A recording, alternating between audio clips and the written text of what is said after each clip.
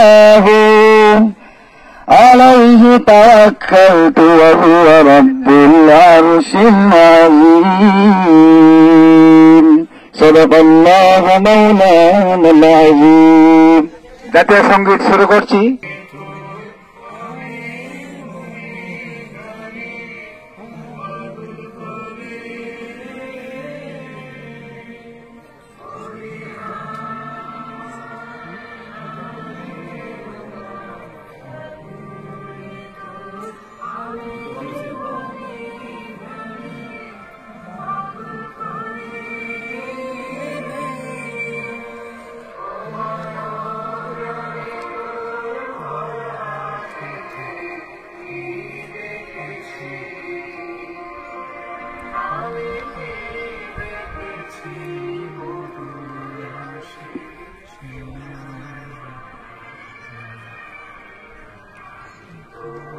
বল মাঠের বাইরে চলে যায়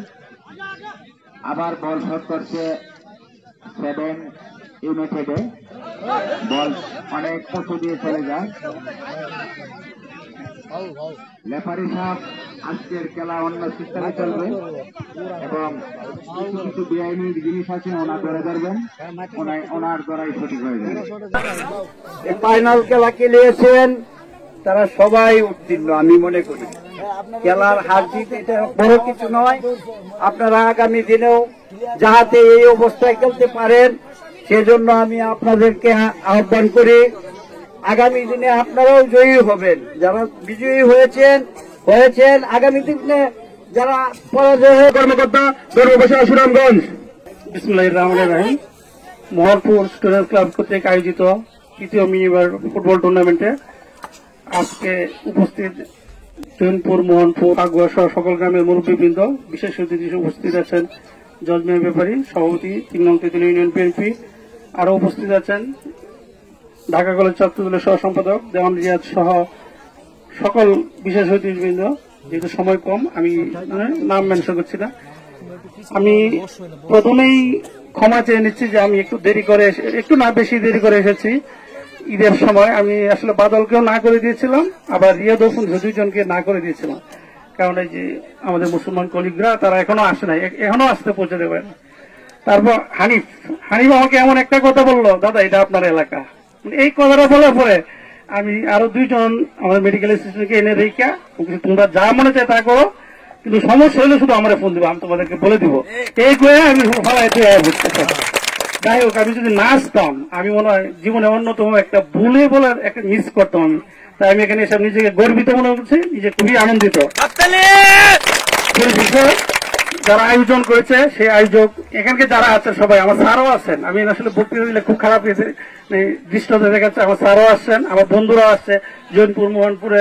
বন্ধুরা আছে লিঙ্কন আছে সে জৈনপুর উচ্চ বিদ্যালয়ের সভাপতি মাসুদ ভাই আসছেন সবাই আসছেন মাসুম ভাই আসছে মানে সবাই আমার অনেক শ্রদ্ধার পাত্র ভালোবাসা পাত্র আর কেউ কেউ ছোট ভাইরা আছে বাদলেরা আছে এটা স্নেহের পাত্র আপনাদের যা আয়োজন করেছেন খেলার আসলে খেলা আয়োজন করলে আমরা জৈনপুর মোহনপুরি হইলে আমরা অনেক নেতিবাচক কথা শুনি যে ছেলেমেয়েরা নেশা আসক্ত হয়ে যাচ্ছে এই যে নেশা থেকে দূরে রাখতে হলে অবশ্যই খেলাধুলার কোনো ধরনের কোনো বিকল্প নেই তাই যারা আয়োজন করেছে আমরা আশা রাখি ভবিষ্যতে তারা আয়োজন করবে এবং আমাদের ভবিষ্যৎ প্রজন্মকে একটি সুস্থ সুন্দর এবং উন্নত জাতি গড়তে আমরা মানে আমাদের বাচ্চা কাচ্চারা অনেক মানে শক্ত হাতে তারা হাল ধরবে আর আজকে যারা খেলাধুলা করেছে সেই 2 দল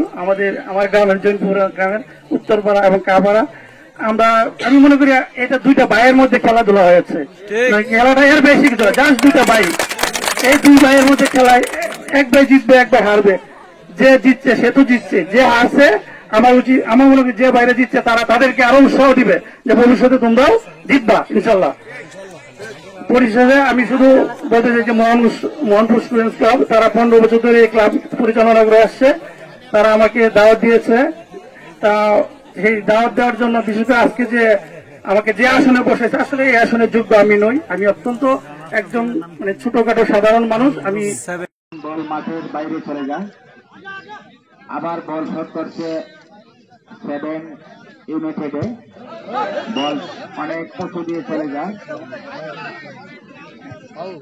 রেফারি সাহেব আজকের খেলা অন্য সিস্টেমে চলবে এবং কিছু কিছু বেআইনি জিনিস আছে ওনার ধরে ধরবেন, ওনার দ্বারাই সঠিক হয়ে যাবে।